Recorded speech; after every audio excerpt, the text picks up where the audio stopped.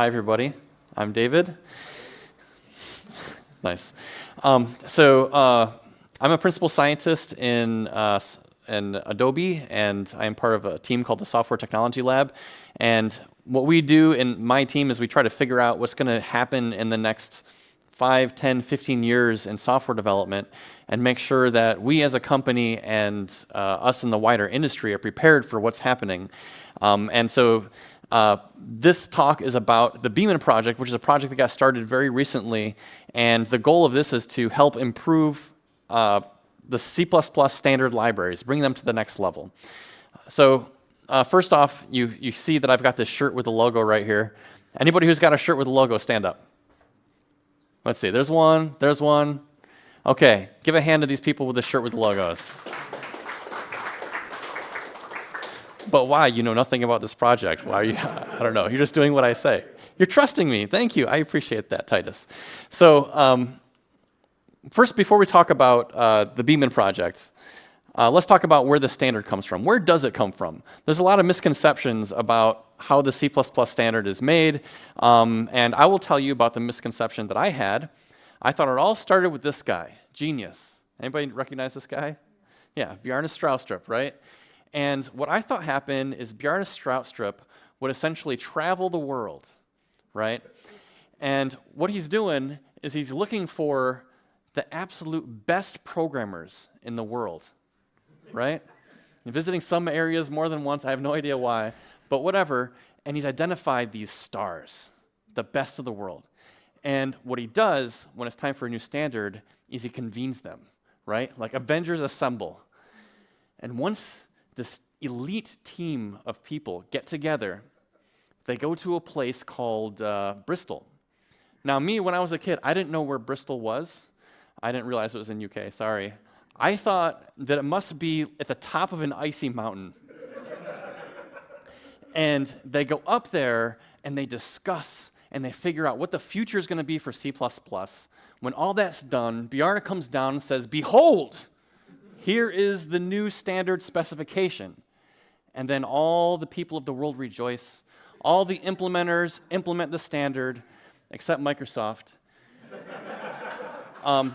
They're better now, I'm told. And that's how it is. And you know, if people still have this kind of misconception today, someone asked me this when they found out I was on the standardization committee, they're like, "Oh wow, you were selected," right? And they asked me, like, "Did you have to take a test or something?" And that's not how it works. There is no test, okay? Basically, to join the committee, companies or individuals can join at their own election. You're on the committee if you decide you want to be on the committee. There's nobody that actually kind of says you can or you can't go. It costs a little bit of money sometimes. Some countries, they allow you to join for free. Some countries, they require you to pay. And most of the committee consists of regular Jane programmers. It's not the elite of the elite, the best, most amazing, geniuses you've ever met. Although I will say there are a couple in there that are like scary crazy. You know, the kind of people that you talk to and you're like, "Oh my gosh, I feel like so naked talking to this person. They're so smart. What are they thinking about me?"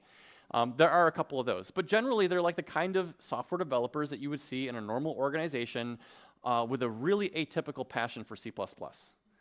Extremely intense into C++. And decisions are made via consensus, right? So if there's 2 in favor for every 1 against of a particular proposal, then that goes through, right? It's not like a single decision maker. There's this consensus process. And meetings are not held on gigantic snowy mountains. I've been to a few of them. I've never been to one on a gigantic snowy mountain. Has anybody been into one? Any standardization people been to a gigantic snowy mountain? No. Okay. Okay, right, so maybe we'll have one at some point, but really, it's a meeting room in a hotel, okay? It's not that glamorous. And when we talk about standard proposals, they go through this process, we know about the committee, we know where it happens. How does a standard library proposal live? It starts out by somebody writes a proposal, and it potentially goes to a study group, okay? Study groups are special topic groups. There's one for ranges, there's ones for There's one for concurrency and parallelism. So, and a few other things. But basically, if you have a paper which relates to one of these study groups, it'll go there. If it doesn't relate to a study group, then it'll go to the next stage automatically. And we're talking about standard library proposals here. The next stage is Library Evolution Incubator. And what this group does is they kind of massage the proposal and prepare it for the next stages. Ideally, this group would say, does it have a stated rationale? Does it have like compelling analysis of alternatives? You know, like the whole kind of thing that you would want in a paper, like in any paper in a general way. And they also ask the question, is this something we want to do? Because a standardization group, we can only do so many things within a period of a standard proposal. We can't do all good things, which means that we have to choose which good things we want to do and which good things we don't want to do. And this group kind of helps make that decision. Although this decision is actually made at every single stage. This is like the first part as to where this decision is made. Do we want to actually do this? If you get past the Library Evolution Incubator, then you get to Library Evolution, and this is where the design review happens. Is this consistent with the rest of C++? Is this using the best design we could possibly have?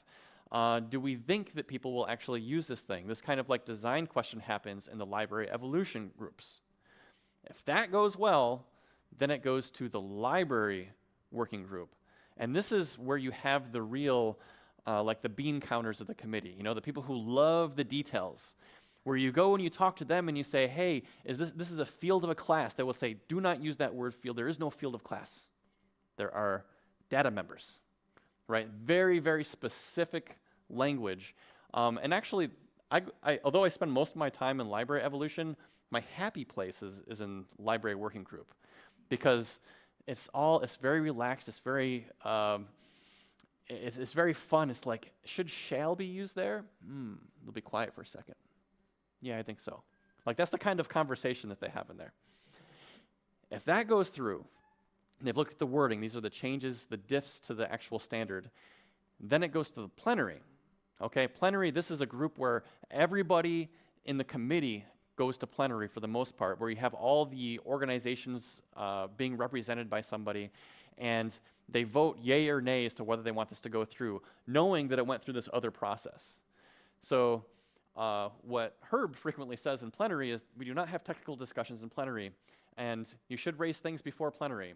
What happens in practice is that people raise issues in plenary as a last-ditch effort to change or not get a proposal to go forward. So you have some very interesting and heated discussions in plenary. And then it will go into the working draft. Okay? That is the lifetime of a proposal. And what you'll notice, the thing that's moving through this process is a paper. Okay, not an implementation, but a paper.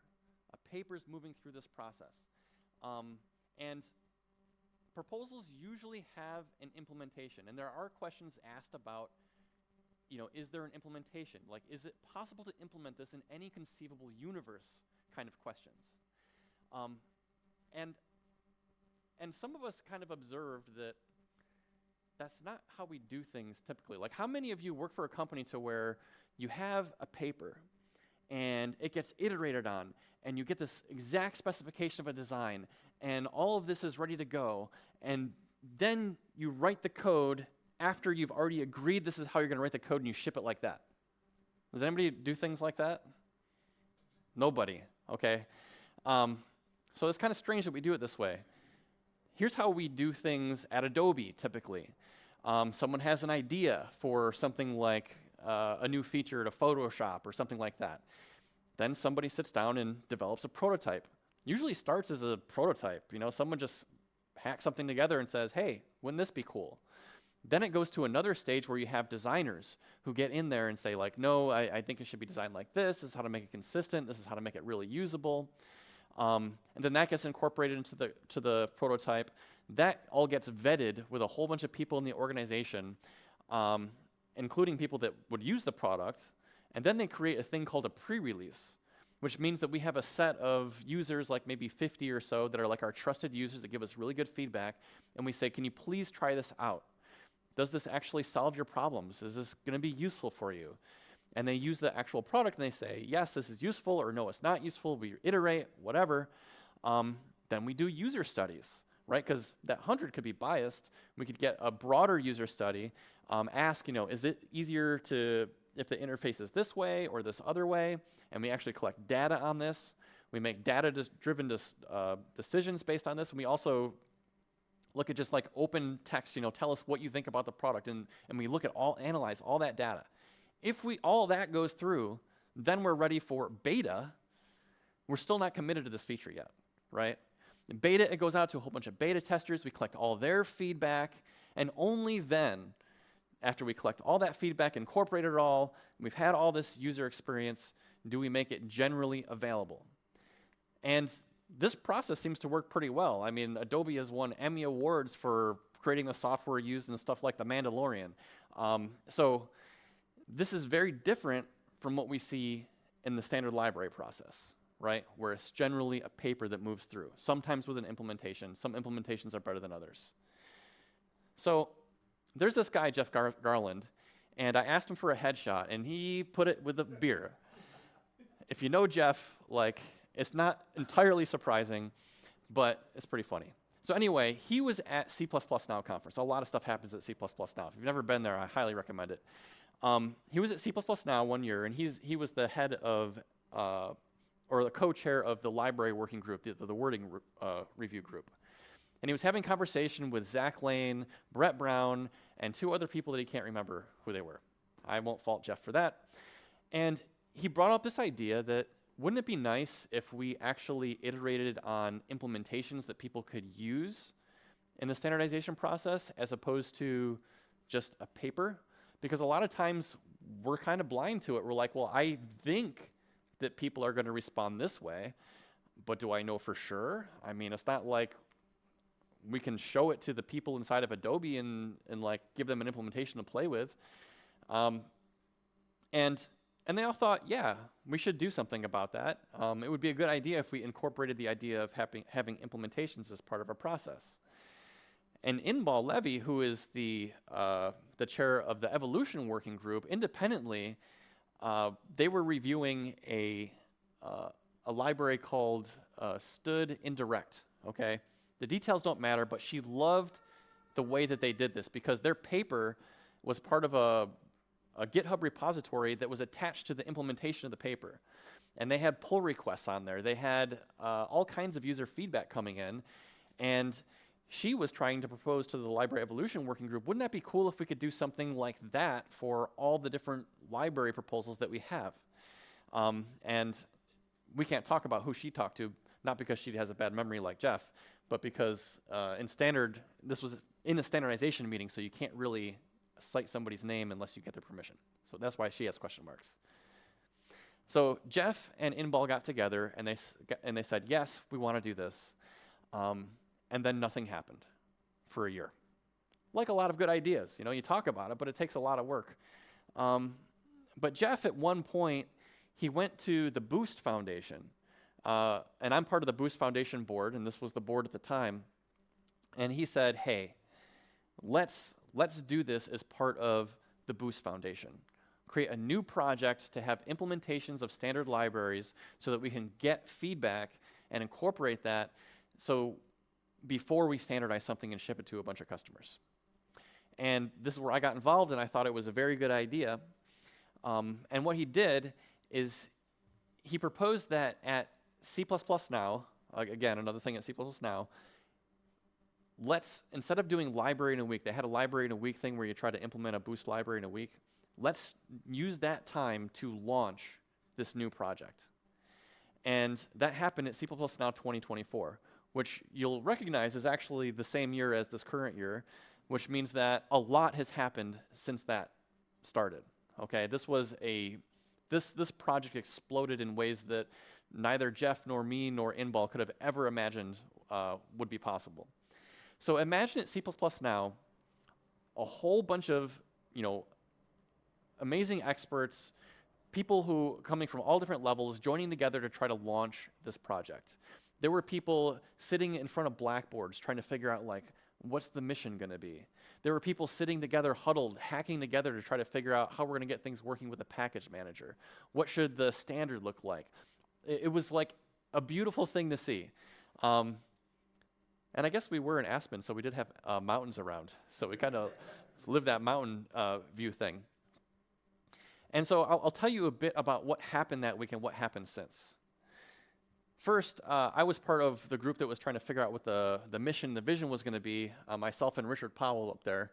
And the Beman Project mission that we ultimately came up with is support the efficient design and adoption of the highest quality C++ standard libraries. That was the mission. Through implementation experience,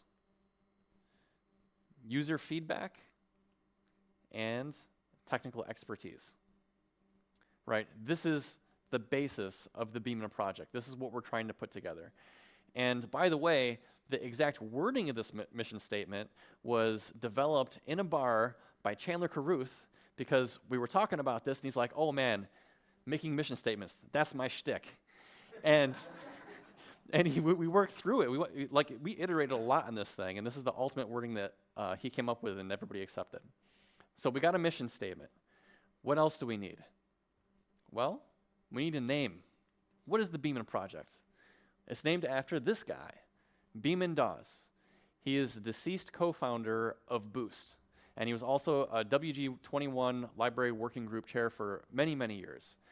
And for any of you who are lucky enough to know Beman, he touched everybody's personality in the same way. So here are some quotes that I gathered from people about Beman. A living demonstration that collegial respect and kindness are fundamental to getting great results. This is coming from Dave Abrahams. Howard Hinnett said, he was a friend, he was a giant, he will be missed. Emil Dostoevsky said, he was always kind, and through my experience with him, I am honored to have had a chance to work with this brilliant member of our community. And back when he was involved in Boost, he really was the soul of Boost, and this kindness thing really, really permeated through. And I got to work with him. He liked me right off the bat because I was supportive of his STUD file system proposal. But he was like this gentle character. It's like technical excellence with kindness. Like those were the key components of Beman. And as soon as it was brought up that we want to name it after him in some way, everybody's like, oh yeah, we have to do that. Absolutely. And so that's where we have the name. So we have a mission, we have a name. What we really need is a logo, right? So we looked for pictures of Beman on the internet. He doesn't have that many, but this was one of them. What the hell is that? I don't even know, right? What is it? It's like a dragon that floats. So anyway, we found this picture, and it was Inbal who said, like, hey, we got to do something with that picture. And Inbal created the first draft of our logo. And I had to convince her to allow me to show this audience the first draft of this logo. And she said that if you're going to do that, make sure you tell everybody I did this at like 4 a.m. using paint.net. And the reason she did it at 4 a.m. is because she wasn't able to make C++ Now this year.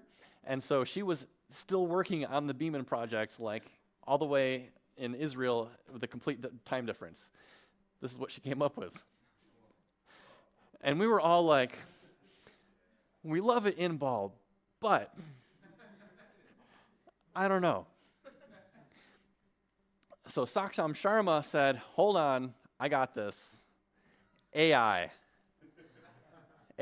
take that, make it into a cool logo. He tweaked it a little bit, and that is what you see here, the Beman logo. And by the way, I didn't mention at the beginning, if you ask a question while there's still supply, you get a Beman logo t-shirt over here at the end of the talk, okay? Which is the coolest thing ever, obviously. What are the core principles of Beman? And these are encoded in the Beman standard. We have a standard, and we figured out what these core principles are. Core principle number 1, highest quality. If we're talking about libraries that impact every single C++ developer, I mean, okay, there's like 3 people that don't use the standard library, but for everybody else, These have huge impact. Shouldn't these have the absolute highest quality bar? I think so. We thought so. So that's the first principle, is highest quality. The second principle is these libraries need to be production ready. We can't put something out there and collect feedback if it's not something you would actually want to ever use in production, which means that it needs to be reliable, it needs to be well-documented software that people can use. The third principle is we want to use industry standard technology. Where there's an industry consensus on best practices, we should take advantage. We are not here to innovate in tooling and style and all that kind of stuff. We want to use standard tools, which is why we're using CMake, for example. Like, that's the de facto. Are there better build systems?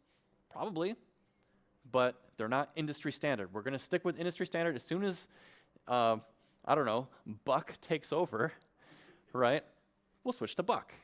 But for now, since CMake is the industry standard, that's what we're using, for example. And number 4, and this is really the most important in my opinion, welcoming and inclusive community. Broad, useful feedback requires an unobstructed path for using, reviewing, and contributing to Beman libraries, right? We're not going to get broad feedback if only a certain kind of people can use it. And that encompasses ergonomics of our libraries, cross-industry participation, cultural accommodation.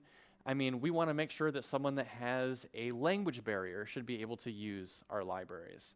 Or someone that has family commitments should be able to participate in our thing. Or maybe it's just like a wicked smart person that has absolutely zero tolerance for getting shouted at on an online forum. We want to include those people too. So this is, I feel like, where the spirit of Beman Dawes is injected in our core principles, is in this one, number 4. Technical excellence through kindness. Okay, so some of the administrative stuff. We're using the Apache license with LLVM exceptions is fine. Boost is fine. MIT licenses are permitted. Basically, we want a license that's going to allow people to use it in pretty much any kind of situation. We came up with naming conventions, directory layout stuff. That's like less interesting. And we're using CMake, and we're trying to use CMake best practices. So a lot of our standard is actually dedicated to how to use CMake in the best practice way that we can. And there's a lot of thought that went into that. And so Inbal and Zach and Brett kind of formulated these things initially when we had this C++ Now effort being started. Okay, Zach Lane came up with this idea of the lifetime of a Beman library. So someone creates a paper for C++ standardization, then you can create a Beman library, right? So we're not interested in making libraries that are not part of the ISO standardization process. Although very supportive of that, it's just that's not this project. So, I mean, but you could create the library first and then the paper second, or both at the same time. That's fine, as long as it's something that's going to be targeting the standard. So we have now a library that corresponds to a paper. We collect feedback on the paper and the code. And the Beman Project does this. And then the paper gets accepted into a working draft of the ISO proposal. Right? So now it's part of the standard and the library is available. And then it gets delisted after two standard cycles. So a standard cycle is like 3 years. So once a standard gets published with the library in it, the Beman library will be around for another 6 years. Why would we do that? Why are we getting rid of perfectly good libraries? The reasons are these. Number 1, it encourages people to adopt the standard. We want people to use the standard library, right? Not Beman forever. Beman is there to help get the standard in good shape. It should be identical, but we want people to use the standard. Number 2, it avoids us having a bunch of legacy accumulation of like libraries that are 100 years old and nobody uses anymore. We're not into that. That doesn't help the standardization process at all. So we have this delisting. And there's been a lot of discussion about Beman libraries. When they get adopted into the standard, we could also create tooling for you so that you can run it on your code base and it will automatically switch over from Beman to STD when things get moved over to STD, which would be very, very nice for people. Also, if ISO rejects a proposal It's some part of the standardization process. We'll remove it from the official Beman library list, right? If it's not viable, then there's no point in the Beman project carrying this library around. Now, someone could take it and maintain it separately from the Beman project. That's totally cool, right? As something separate. But it won't be officially listed as one of the Beman libraries for people. Cool. Lifetime. So I'm going to highlight a few libraries. I gave this talk at CPPCon. Since CPPCon, there's been 2 new libraries that have been added. So I'm going to focus the time on the 2 new libraries. I'll talk about the other ones, and you can look at the CPPCon talk if you want to see me talk about that. But let's focus on the new one. So UTF-8 view just got published to Beman yesterday, actually. What does this library do? Well, first off, how many of you have to support Windows systems? Okay, cool. Many of you. You're going to like this one. So first, you got your boilerplate. All right, this is for any Beman library. You include it, Beman / whatever the name of the library is / whatever the header is, and then usually you want to do a namespace alias because Beman : : the name of the library is long. Fine. So we're calling this one UV for UTF view. As I mentioned, for people on Windows are going to like this. Windows uses UTF-16 strings. It seemed like a good idea at the time, I'm sure. Right? The rest of the world is pretty much on U8, right? UTF-8 strings pretty much everywhere these days. So let's say you want to create a U16 string based on a U8 string. So here we have hello world, the name of the string. This is hello world in Japanese as a UTF-8 string, so you could put this as a string literal in your C++ code as it is right now if you're formatted in U8. But then we need to convert that to UTF-16. So what UTF view does is it gives you a view, like a ranges view of your U8 string as a UTF-16 string, which is very nice. And then we use std ranges 2 to convert that into a UTF-16 string. Pretty basic, right? I mean, it's nice. Think of what you would have to do if you didn't have this library in the standard. I mean, that is complex. And the libraries out there for this are not fun to use. But here we've got like a nice little simple thing. Is it const expr? The question is it const expr? I'm going to say yes. Prove me wrong. I think it's const expr. And Eddie Nolan is the one that contributed this, which is awesome for him. Another one is called iterator interface. And I didn't realize how badly I needed this until I started using it. So I just want to give you a problem. So let's say we want to make some iterators. And here is your number line, and you want to have an iterator which represents some place in this imaginary number line. It can be anywhere. So if we create a numbers iterator, and we're calling this one first, and we can point it to 1 on this imaginary infinite number line. You create this numbers iterator, and then we have numbers iterator last, which goes to 10, okay? And then we create a vector int, which is the result of the computation we're doing here. We're copying this iterator into the vector using back inserter. Hopefully you are all familiar with iterators and this kind of thing. But essentially we get a std vector of int, which is the numbers from 1 to 9, which is what I named my 9 kids by number. 1, 2, 3, 4, 5, 6. Okay. Number 9 and number 8 are actually in the back over there. Wave, kids. They're totally embarrassed.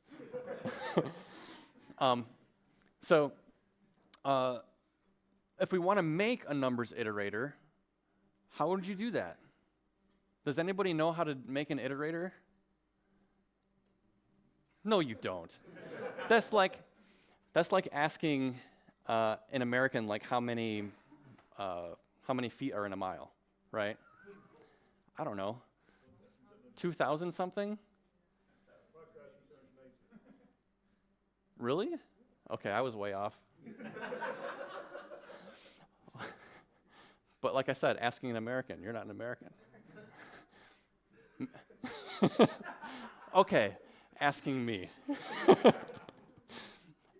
All right, but basically making an iterator is a very complex thing to do. Like you have to have so many different operators. You need to have all kinds of type defs in there. It's not an easy thing to do. And people who raise their hands, like, oh, I can do it. They were like, what you raised your hand is because you know where to look it up. You couldn't make an iterator real quick. So what Beman Iterator Interface is a library that you can create an iterator in a much simpler way, okay? So let's look at that. So here we're going to use Beman Iterator Interface. We have the include, we have the boilerplate. So iterator interface is the namespace II. And we're going to create this iterator. We know we need to create a struct. We're going to call it numbers iterator. I guess I should have been in class. Oops.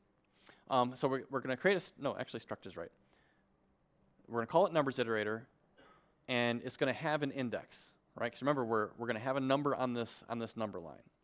So we know the constructor is going to have to initialize this index to something. Fine. Now we have the 3 member functions you need to add. But before we get to those, what's this thing up here? So this is kind of like CRTP, but like modern style CRTP, where you don't have to pass the name of the class as the first argument because we're using deducing this. So what you need to, so when you're inheriting from iterator interface, the first thing you do is you pass in what kind of iterator you want to create. This one's going to be a random access iterator. Fine. Then you pass what you want the value type to be and what you want the reference type to be. This particular iterator, we don't have references to the infinite number line. It's like you just get the constant thing out of it, so it's int for both of these. Now we have the member functions that we need to do. The first one is you need to have the dereference operator. So here we're just returning the index. We got this. This is easy stuff. The second one is we need to have plus equals. It's a random access iterator. This is the fundamental operation for random access iterators. So you have a iterator and you do plus equals like 6. That'll give you the iterator to 6 elements later, right? So what we do is we take in that parameter that we want to plus equals to, and we add that to our index, and we return star this. Fine. And then the third thing that we do is we implement the minus. You have 2 iterators that are random access iterators. You have one subtract the other. You get the distance between the 2. So here we have the other iterator, and we return index minus other.index. And that's it. You get a random access iterator. And this, for me, like opens up the whole world of like, oh, I can actually do iterators now. It's not this huge, painful activity. Maybe I'll create an iterator here where I wouldn't otherwise. And it's extremely useful if you want to create ranges, right? Because if you have a range, it has to have a begin, which returns an iterator, and an end, which returns an iterator. Then all you have to do is create the iterator with this, and the begin and the end, and you're done. Okay, so this is extremely useful. And so all the people contributing to iterator interface, Steve Downey, Darius Nietu, Radu Nichita, who's here somewhere, there he is, and myself. And so this is super duper cool. All right, one more library I'm going to tell you about is in-place vector. So Tomas Hedesi wrote this one, and essentially, if you have an in-place vector, it's like a stud vector, except its capacity is fixed, and it's not allocated on the heap, it's allocated on the stack. So I say I want to create an in-place vector with a capacity of 3. So here we have it. We push back 1, we push back 2, we push back 3. If we push back 4, which exceeds the capacity, that fixed capacity that we gave it, it'll throw a stud bad alloc.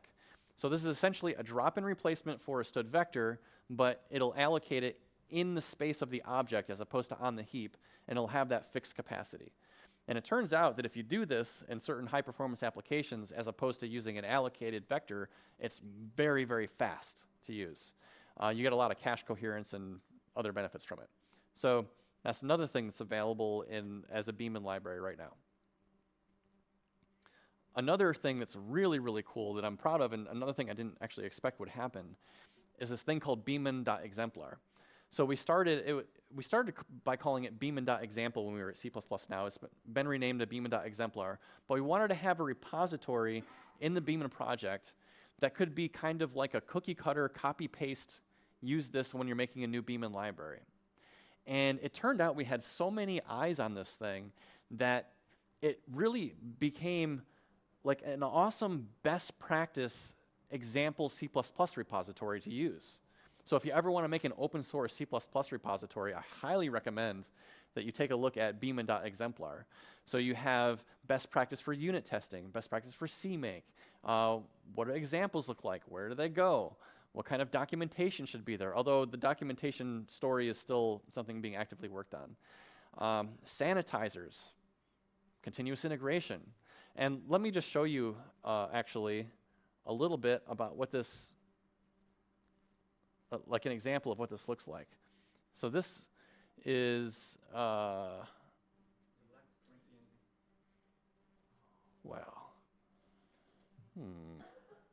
Hold on a second here.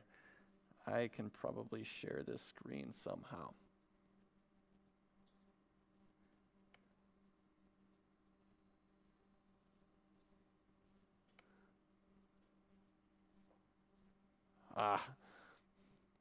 Forget about it. I will tell you what I was going to show you. So one example that got created, which was super interesting, is if you do a PR on beman.exemplar, like let's say you do something and you mess up the formatting, right? So obviously you would expect in a modern repository, it should reject that PR because your code formatting isn't consistent with the .clang format that you put in there, right? But Beman exemplar goes beyond that. Not only will it flag it and say, yes, you can't merge this thing because your formatting is wrong, it'll actually add comments in your code to show you where the code formatting broke with suggestions on how to fix it. So you just click one button and now your commit is fixed up, all through the GitHub user interface. So that's just like one example of the cool things that are part of this. There's also all kinds of interesting pre-commit hooks, and the technology we use there is really good. And everything is developed line by line, whole bunch of experts looking at it and saying, like, is this the best practice or not?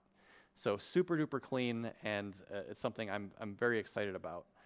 And one of the new things that, that River created recently is you go to the repository and you go to the code space branch, you hit comma in GitHub, and what happens is it opens up a Visual Studio Code in your browser while you're on GitHub, so you can edit the code, edit the repository, all in your browser, make pull requests,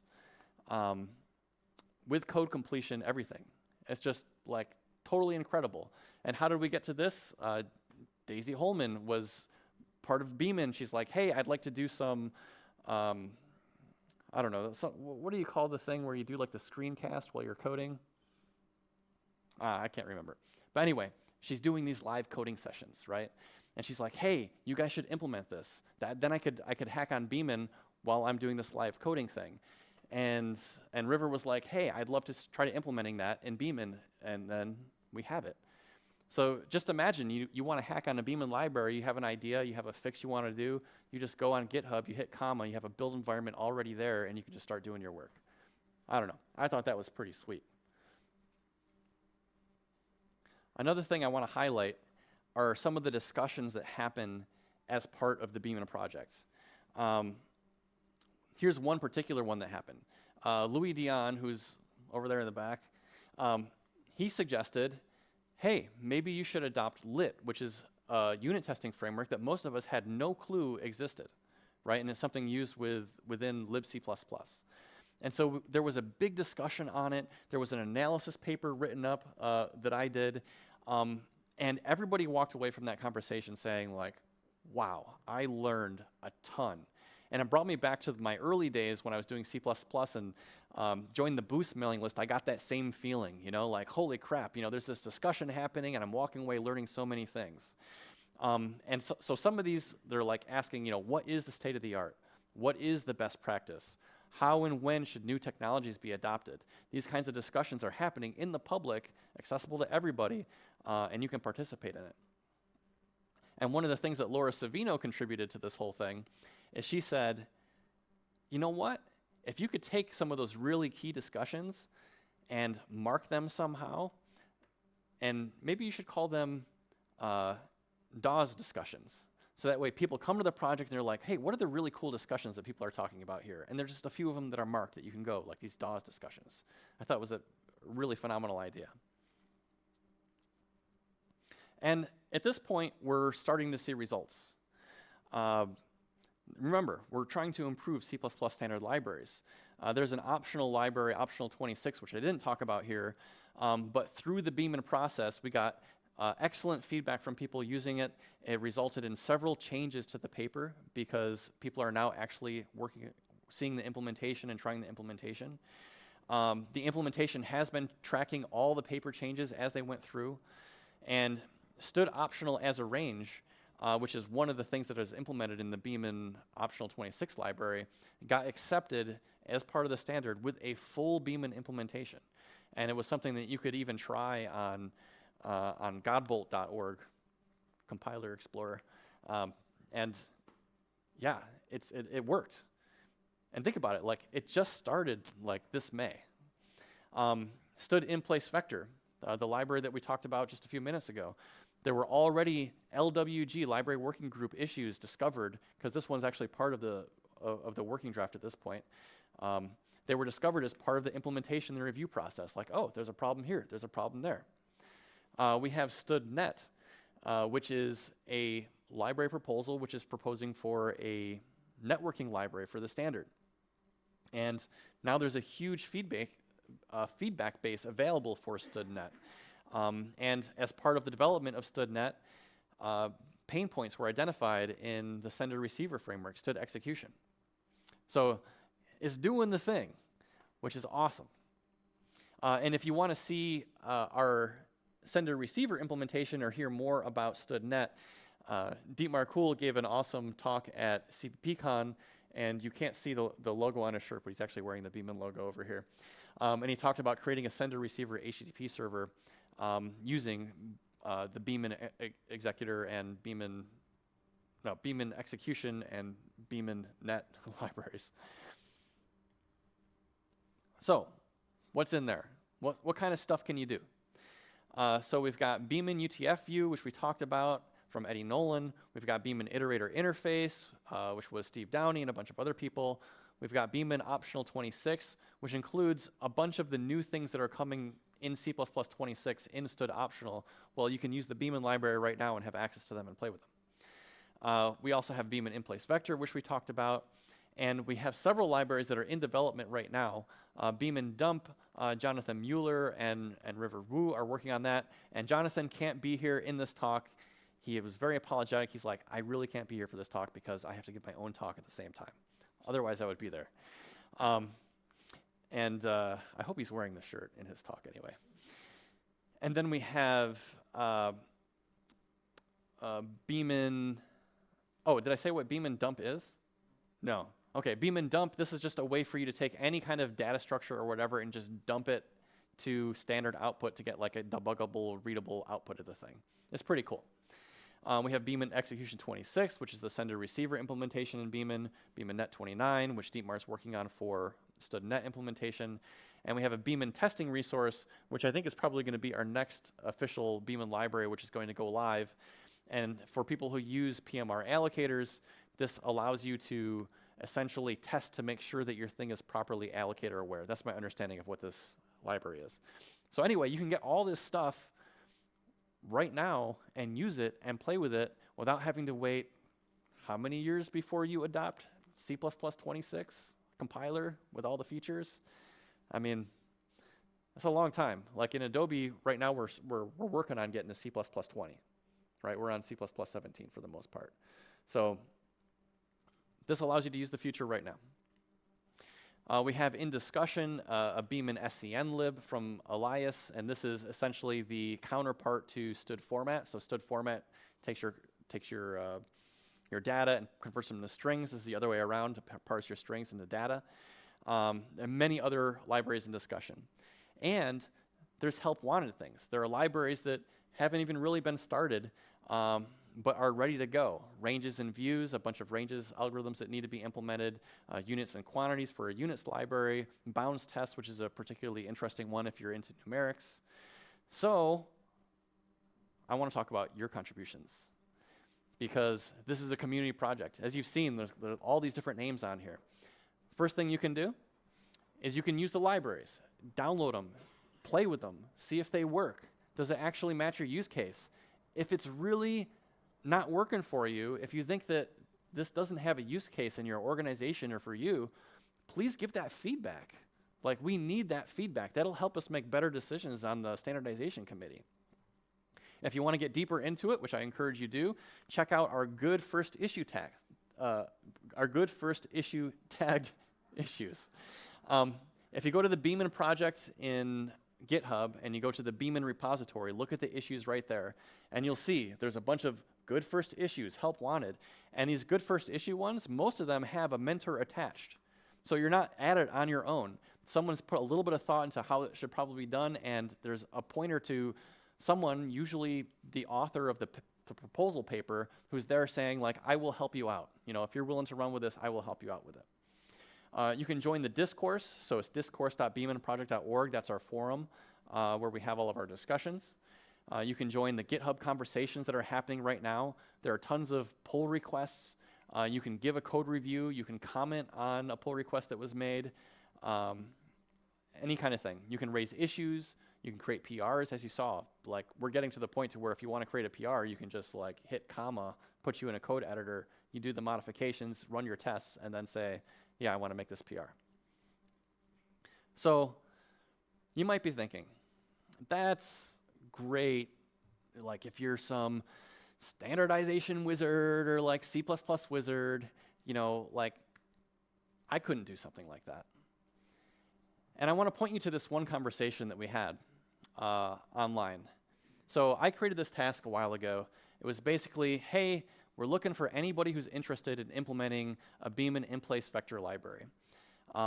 We pointed to the paper. We pointed to like a couple of implementations that were out there. One was production quality, one was not production quality, one had the right license. And Gonzalo, who was the one who wrote the paper, said, I'd be willing to mentor anybody who wants to take this up. And then we got this response from Hells15.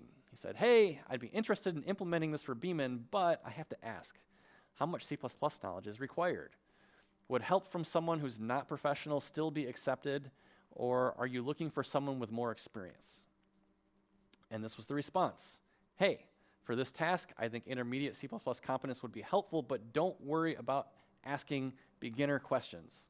We all start somewhere and are happy to help. So you see the spirit of Beman in there, right? That's what we're going for. He responded, in that case, I would be happy to take on that project, and he did. And now we have Beman in-place vector ready to go, right? This is a project for anybody to contribute at whatever level that they want to contribute at. So now I want to talk about who's part of the Beman project. And this slide is getting bigger and bigger. I mean, since CPPCon, I think the middle core contributors doubled in size. So the leads are Jeff Garland, myself, and Imbal Levy. And I'm just going to read all the core contributors off by name because they deserve it. Dietmar, Steve, Zach, Linus, Saksham, Andres, Eddie, Tomas, Darius, Brett, Ben, Richard, River, Daisy, Matthew, Paul, Matush, Lewis, and Radu. Yeah, let's give a hand to these people. They're like awesome. And then look on the right of people who just like jump in and participate in the community. I just like pulled a few names. Like Hannah, I don't know if she's in here anywhere. Shame on Hannah. But she helped us make our initial website, for example. And like just incredible names, incredible people that have participated in our community at some level. And so this conference right now, if you're thinking about this, this is an awesome time to get started. You can be part of this. The challenge that I'm offering for you all is go look at the Beman website, look at some of the issues there. Given, like, there's got to be something that you're interested in, something that you think like, hey, this is cool, I can do this. There's probably 4 other people within this room that would also be interested in hacking on this. Get together and have a little kumbaya and say, like, let's do this thing, right? And then find somebody with like a shirt like this. It kind of looks like a Power Ranger shirt. Look for a Power Ranger and join them into your little huddle, and then let's see what happens. Let's see what we can do. This is how this stuff happens. It wasn't that, high mountain, stuffy hotel room stuff. It's just people like you and me that get together, want to make the world a better place by doing something for the C++ standard library, make it happen. And so that concludes my talk. You can go here for more information and get involved, or just see somebody wearing a shirt like this and ask them about it. And now I will open it up for questions.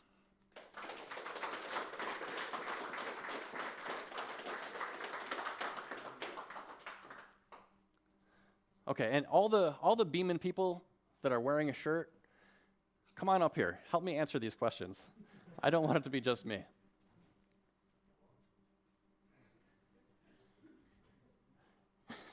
My kids don't want to come up.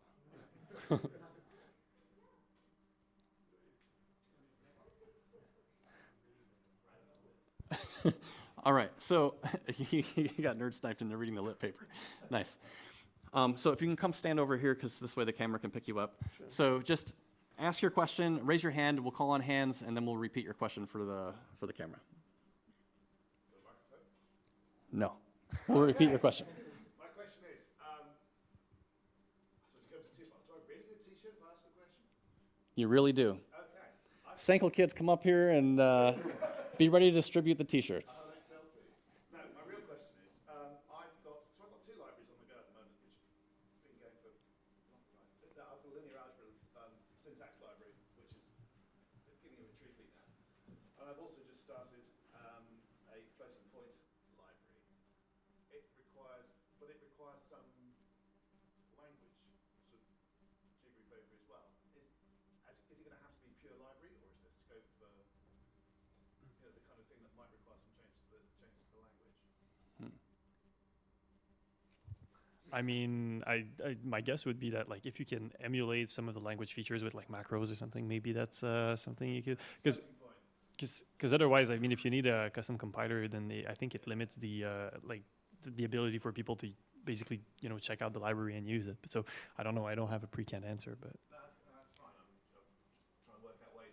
It is true though that we often have in order to have this library really work, I need this built-in, and maybe the built-in is not really complicated, but you can't do anything if you don't have it, right? So it is true. That sounds very expected. Thank you. And you can come up and get your shirt. Your question. So I teach people C++, so at which point can I point them to the Beman Project and say that, hey, this might be something you might want to contribute to. If I can do that to my students, that would be kind of cool, because if this is something that you can get beginners to do, it would be nice. I am an open source maintainer, so I know that you don't want to drown in pull requests, so when do you think I should introduce this and how I should be doing it? Yeah, so I guess you're teaching also complete beginners, right, who are just starting out with... I teach from a beginner, and then I teach people in the industry already. I teach both. Yeah, okay, I see. So I guess one purpose of the project is that there is also mentoring, right? So if the people feel like that they're getting competent, right, that they can express themselves in the language, to some extent, which I guess if they're just starting out with programming, maybe at the end of the semester, say hey, if you want to dive deeper, go with this. And like David mentioned, there's these good first issue tasks that have mentors attached. So yeah, I think that would be a good place. I don't think there's really a too soon. I mean, people will know themselves. If you're still struggling with the syntax and all of that, then yeah, maybe you need to practice a bit more. But I think pretty soon you can start working on this, and yeah, and I think it's a great way to get started, right? To get introduced to the community right away and get some top mentoring. Yeah. And you can get your shirt. Next question. So I at work can also only use C++17, and you basically said, yeah, grab the library and try it. Do you have some guidelines on what's the minimum requirement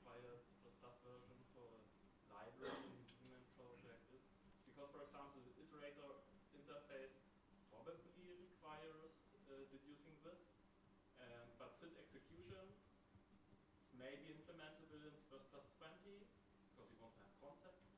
But deducing this would be make the implementation easier, right? Mhm. What kind of guidelines do you have? So I'll take that one. The Can you repeat the question? thank you for that. The question is, what guidelines do we have for how far back we support for a given library, like C++ 17 or 98 or whatever? It's going to be decided on a case-by-case basis. Some libraries are going to be impossible, if not ridiculously hard, to implement without concepts, for example. So those might require C++ 20. Some of them, it's actually not that big of a deal to support C++ 17, so might as well support C++ 17. And the thing is, we want to get as much feedback as we can. So we want to go back, but we don't want to go back so far that it like really hurts our ability to actually come out with the library. So one example is the iterator interface library. So that one depends on deducing this, which is a C++ 23 feature, which not everybody has. So what we did with that one is you can use iterator interface, but we also have an extension, ext_iterator interface_compat, which has the CRTP implementation, where you got to pass in the class name as the first parameter. So like there are various ways that we can handle that, but in general, we're trying to make good engineering decisions about it, weighing the different trade-offs. If I can add something quickly, there is also something that people sometimes or often overlook when they think about backporting something. You know, a library is usually designed with, you know, in relation to other parts of the library. So everything is kind of designed to be consistent, and in this case, you know, within, say, one standard version. So for example, if you think about iterator interface, you know, before C++ 20, if I remember correctly, we didn't have the iterator_concept type def, right? So like what you do with that, for example. And so it's easy, and we've made that mistake in libc++ in the past, and we don't do it anymore, but we used to backport almost as much as we could.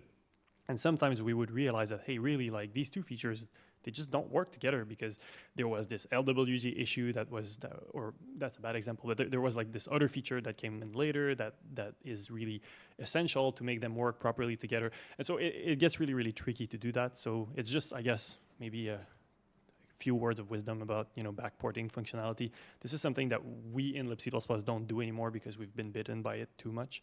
But yeah, sometimes it makes sense to do it for sure. And after you ask your question, feel free to go up there and grab your shirt. All right, I'll go this way. Are you only interested in traditional type of libraries, which I mean header-based, or are you also looking for something that is more regarded to looking forward, like modules or this kind of stuff? Do you want to support both types of interfaces? What's the policy on that? The question is, what is the policy? Is it okay to have libraries that are forward-looking, for example, using modules? I think the answer is definitely yes. I mean, this is anything that's going to help us achieve our goal of getting more feedback from people is like within scope, I would say. So if you're interested in like helping us out with modules, like that'd be awesome. All right. Question back there. Oh, did you want to? No, there is one question. Yeah, as you support and you encourage dependencies between Beman libraries, like for example, the networking and the execution libraries? Want to take that one? I was going to ask the same question, so. Okay. The question is, do we encourage dependencies between the libraries?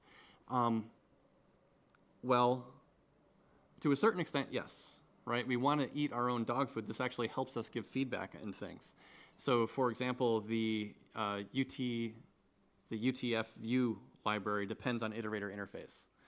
And the in-place vector doesn't depend on iterator interface yet, but people are, because iterator interface just came out afterwards, but I think that there's a interest in making it depend on iterator interface. So we want to do that. I mean, It's tricky though. it is tricky, yeah. Because then the success of one library, you know, like if you vote something in, but the other thing, it is tricky because if you vote one of the two papers in, but not the other one, right? You kind of, you know, so sometimes maybe you're going to develop something that doesn't really make sense if you don't have the base functionality to do it, or then you know the implementation is going to be completely awful. So it's, I mean, you know, if I'm gonna, as a standard library implementer, I would much rather take your LVM licensed, you know, code and basically copy paste it into my implementation without having to worry about dependencies. But that's just my take on this.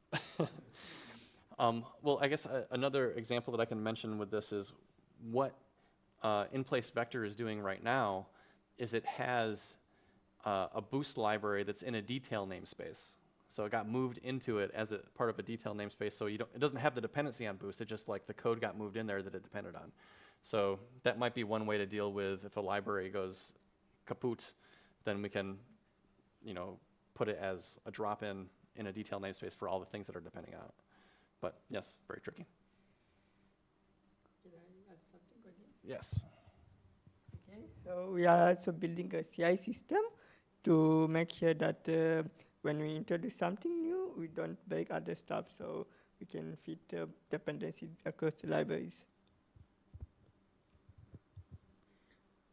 So first of all, thanks for the inspiring talk. Second, so if I understand well, one of your main goals is to get early feedback, which reminds me of sort of beta versions if I think about applications. Mm-hmm. Would you still recommend using Beman libraries in production code bases? So it depends on what stage it's in. So if it's, the way I think about it, a Beman library can be in 3 different kind of phases of its life. The first one is it's under development, which means maybe the implementation doesn't even match the paper yet. It's like, you probably don't want to evaluate that thing just yet. Maybe for an early adopter, but you don't want to evaluate that most part. Once it meets the Beman standards, which means that it correctly implements the paper, it has documentation, it meets all the specifications, then I consider it to be unstable. Because the API itself is unstable. The paper can change the names of parameters and stuff like that. It's a good library, but if you're going to commit to it, you're committing to something unstable. Once a paper gets into a working, not a working draft paper, but an actual standard, right? It's like in C++ 23, for example. Then it's stable. Then I would say if you want to use it in production, I would encourage you to use it in production, right? Because that's not going to change. It's part of the actual standard, and you only stop using it when it's part of STD. But it really depends on the circumstances. Some projects can stand having an unstable library which they're depending on. Some projects can't. So it really, you know, you do what you can do. So one way to think about this, if you take, for example, a facility like the UTF view there, like what is less painful for you, like writing that whole thing from scratch by yourself, or maybe dealing with a few API breaks down the line, right? And the promise that Beman tries to give is like these are usually like high quality implementations from pretty early on, right? Because you have the experts that wrote the proposal having a look at it from the very beginning. So like, yeah, my confidence would be pretty high that even if it's in an early stage, it's something that I might want to use in production. Okay, the session is officially over, but we'll get one more question. Okay. My question is, you mentioned that if a paper is rejected, then it will be removed out of the code, which makes sense. Will you get like first deprecated for a year, or you just remove it? You probably didn't think about this so far, but That is a great question. I don't know the answer, but if you want to post on the Beman discourse and start a whole discussion on that, like, I would be really interested to see what comes out of that conversation. So the session is now officially over. Thank you all very much. I hope you approach one of us and try to, you know, see how you can contribute to the Beman project. If you didn't get a T-shirt, We still got some left. You can go up there, grab a t-shirt while they're still available. And that is it. Thank you very much.